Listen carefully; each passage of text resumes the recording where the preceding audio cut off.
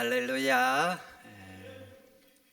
잠언에는 미련한 자, 어리석은 자라는 말이 90번이 등장을 합니다. 잠언이 30장이잖아요. 그러니까 장당 3번꼴로 등장을 하고 있어요. 지혜라는 말은 127번이 등장을 합니다. 그래서 잠언서를 읽으면 어떤 사람이 지혜롭고 어떤 사람이 미련한 사람인지 잘 알 수가 있지요. 여러분, 거울 자주 보시죠?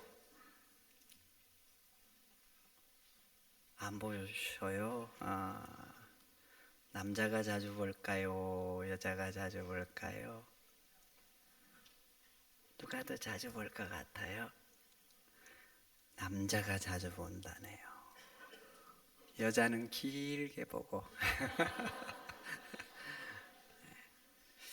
거울 보면서 내 모습을 보잖아요. 내 모습 보면서 화장도 하시고 머리도 손질하시고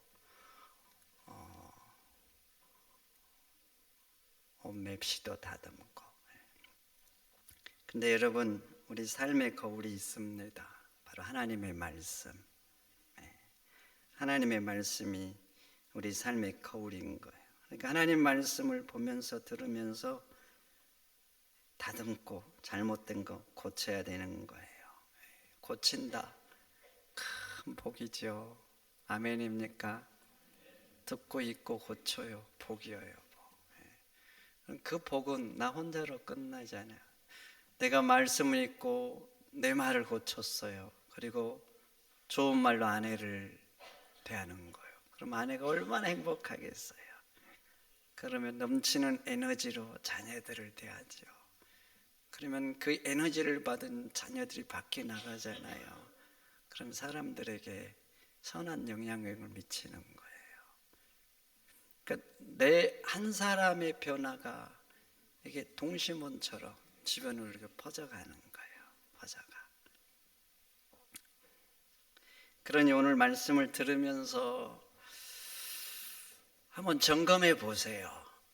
내가 미련한 사람인지 지혜로운 사람인지. 그래서 말씀을 듣고 점검하고 다듬고 고쳐서 함께 사는 사람들에게 선한 영향력을 미치면서 사시기를 축원드립니다. 그럼 어떤 사람이 미련한가? 오늘 15절 보세요. 미련한 자는 자기 행위를 바른 줄로 여기나 지혜로운 자는 공고를 듣는다 그래요. 미련한 사람의 특징은 듣지 않는다는 거예요. 내가 옳다 생각하면 누가 말해도 안 들어요. 뭐 아내가 말해도 남편이 말해도 친구가 말해도 그냥 나는 내 길을 가는 거예요. 잠언 15장에는 미련한 자는 그 부모가 말을 해도 듣지 않는다예요. 부모는 나를 가장 사랑하잖아요. 평생 헌신하고 어떻게 하면 내 자식 잘 되게 할까 이런 열망 가운데서 사는 존재예요. 그런데 그 부모의 말도 안 들어요. 부모의 말도 안 듣는다는 것은 누구의 말도 안 듣는다는 것이죠. 잠언 18장 이전에는요, 미련한 자는 명철을 기뻐하지 않냐고 자기 의사를 드러내기만 기뻐한다. 여기는 봐보세요. 이제 듣지 않는 걸로 끝나지 않는 거예요. 내가 옳다 생각하면 계속 자기 생각을 강요하는 거예요. 자기는 누구 말도 안 듣거든요. 그런데 타인에게는 계속 강요하는 거예요. 이래야 된다, 저래야 된다, 잔소리하고 큰소리치고 화내고 그래도 안 되면 마음이 상하죠. 저것들이 나를 무시하는가 이런 생각을 하는 거예요. 여러분 이상하죠. 자기는 안 들어. 자기는. 그런데 그렇게 듣기 싫어하는데 자기 생각은 집요하게 강요하는 거예요. 여러분은 어떠십니까? 듣는 걸 잘하세요? 말하기를 잘하세요? 강요를 잘하십니까? 듣는 걸 잘하셔요? 한번 점검해 보셔야 돼요. 나는 옳다고 생각해서 자꾸 주장을 하잖아요. 강요를 하고. 그런데 말이죠. 그 옳음이 말이죠. 옳은 것이 아니라 어리석은 것일 수 있어요. 그리고 내가 옳다는 그것이 공동체를 힘들게 하는 것일 수 있어요. 그리고 주변 사람들에게는 저 사람은 함께 사는 사람하고 화합하지 못하는 고집센 사람으로 비춰질 수 있는 것입니다. 그러니 여러분들의 모습을 한번 돌아보시고 다듬어서 미련한 사람이 아니라 지혜로운 사람이 되시기를 축원드립니다. 그럼 어떤 게 지혜로운 거? 오늘 15절 보세요. 지혜로운 자는 공고를 듣는다 그래요. 공고라는 히브리어는 애찬인데요, 첫 번째 의미가 충고를 의미해요. 여러분 충고 들어보셨지요? 들으면 기분이 좋던가요? 별로던가요? 경험 안 해보셨어요? 별로지요. 상하고 까딱 잘못하면 너나 잘해라 이런 마음이 드는 거예요. 그런데 말이죠, 지혜로운 사람은 기분이 안 좋은데 듣는다는 거예요. 두 번째 애찰한 말은요, 계획 모사라는 의미가 있어요. 나는 이렇게 하면 될 것 같아요. 그런데 다른 사람이 이것이 더 좋은 것 같다 그러면 다시 한번 생각해 보는 거예요. 야, 이런 방법도 있구나. 그러니까 지혜로운 사람은 내 생각대로 해야 돼, 내가 최고야, 이게 아니라는 거예요. 항상 열린 마음으로 들을 준비가 돼 있다는 거예요. 히브리어로 지혜를 소페라 하는데요, 소페 첫 번째 의미가 뭔지 아세요? 듣는 마음이에요. 듣는 마음.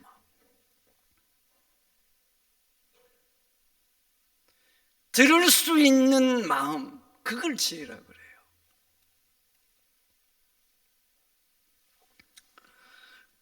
여러분 듣기를 잘하시기를 축원드립니다. 마음을 열어놓고 항상 들으려는 이 마음. 그 한번 생각해 보세요. 듣지는 않는데 계속 내 말만 하는 거예요. 주장하고 오늘 또 주장하고 내일 또 주장하고 누가 뭐래도 그냥 밀고 나가는. 그러면 어떤 일이 일어날 것 같아요? 계속 내 말을 하는 거예요. 계속 주장을 이렇게 해야 된다고. 뭐가 일어날 것 같아요? 다툼이 일어나죠. 그래서 잠언 18장 6절 미련한 자 입술은 다툼을 일으킨다 그래요. 20장 3절 미련한 자마다 다툼을 일으킨다 그래요.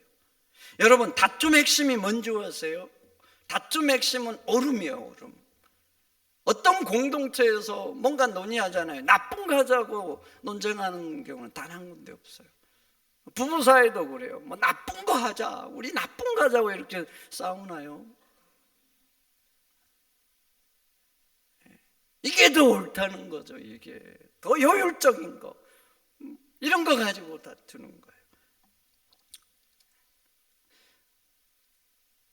오늘 본문도 보세요. 15절 미련한 자는 자기 생각이 옳은 줄 안다 그래요. 자기 생각이 더 옳다는 거예요. 그래서 양보를 못하고 막 싸우는 거예요. 그런데 한번 봐보세요. 그렇게 계속 논쟁하다 보면 뭐가 상해요? 마음이 상하죠. 마음이 상하면 마음에 뭐가 생기는 거예요? 미움이 생기죠. 그러면 원수처럼 되고 서로 등을 지고 마는 거예요. 여러분 근데 참 신기해요. 나는 옳은 것을 하는 거예요. 옳은 것을 위해서 투쟁하는데 결론은 뭘로 끝나냐? 형제자매와 등을 지는 거예요. 미워하고. 그러니까 나는 옳은 것을 막 하는데 결국은 이상하죠. 이게 옳은 것을 하면 선하게 결론이 나야 되는데 반대로요, 사단이 원하는 대로 돼요. 사단이 원하는 게 뭐예요? 미워하고 등지고 싸우고 거리 멀어지는 거예요. 나는 옳다고 생각하는데 지금 내가 사단의 하수인 역할을 하는 어리석은 자가 되고 마는 거예요. 그럼 한번 봐보세요. 어떤 사람이 말이 안 통하는 거예요. 계속 아무리 이 사람이 말해도 저 사람이 말. 아니 그러면 생각을 해봐야죠. 내가 더 내 말이 다 아닐 수 있고 이런 생각을 하는데 계속 말을 해도 안 돼요. 그러면 그 사람하고 계속 논쟁을 해야 될까요? 말아야 될까요? 끝내야죠. 꼭 필요하지 않잖아요. 꼭 이걸 뭐 죽고 사는 문제가 걸렸다 그러면 해야죠. 그런데 꼭 필요한 문제가 아니면 논쟁을 거쳐야 됩니다. 왜냐하면 계속 말할수록 싸움이 일어나고 나도 같이 어른석은 자가 되기 때문에 그래요.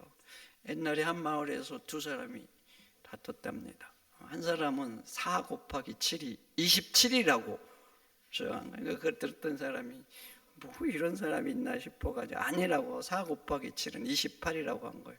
그거 들은 사람이 어리석은 사람이 무슨 소리냐고 27이지 막 이렇게 다투다가 안 통하니까 우리 사또한테 가서 한번 판결을 받아보자고 한 거예요. 그래서 사또한테 말을 한 거예요.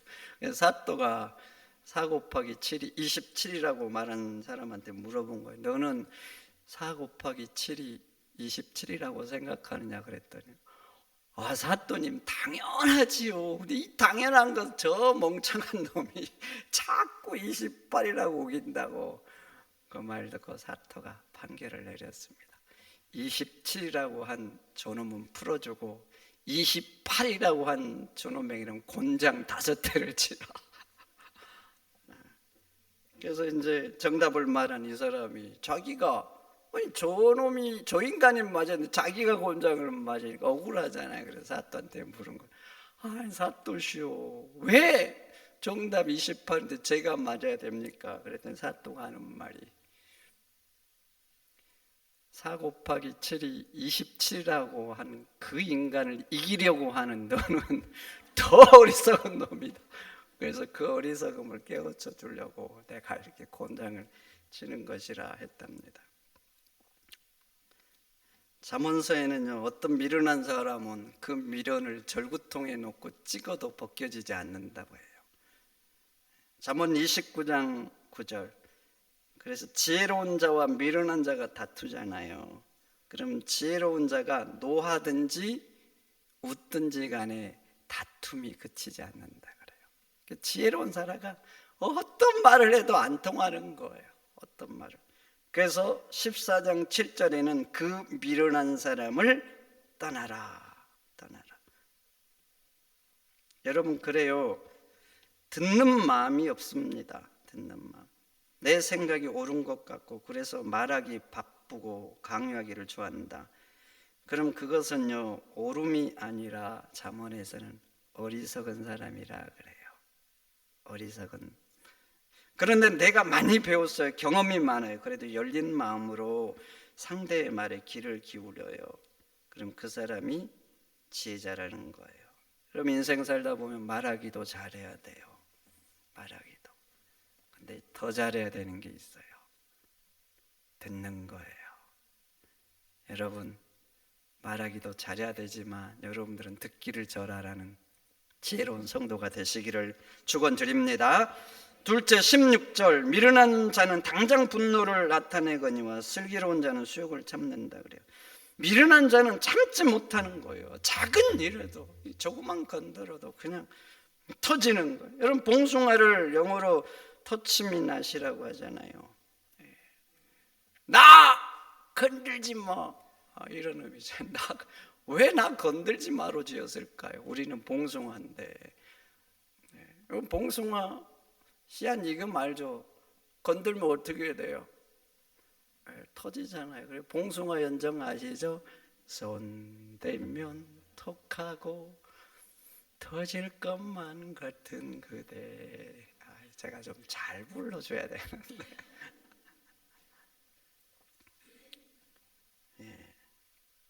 봉숭아 같은 사람이 있어요. 아주 사소한 것에도 터지는 사람.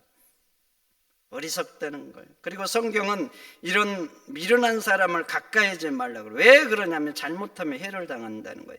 잠언 17장 12절 차라리 새끼 빼앗긴 앙큼을 만날지언정 미련한 일을 행하는 미련한 자를 만나지 말 것이니라 그래요. 여러분 곰이 새끼를 뺏겼어요. 어떻게 될 것 같아요? 그 곰 만나면. 그럼 개가 새끼를 낳았어요. 그러면 그 새끼 난 개 곁에 가야 돼요? 말아야 돼요? 여러분 새끼 난 개 곁에 안 가보셨죠? 오늘은 통 이렇게 어째 여러분 새끼 난 개 곁에 주인 아니면 가시면 안 돼요. 얼마나 이렇게 개가 새끼 지키려고 으르렁대고 무섭게 군다고요. 굉장히 무서워지잖아요.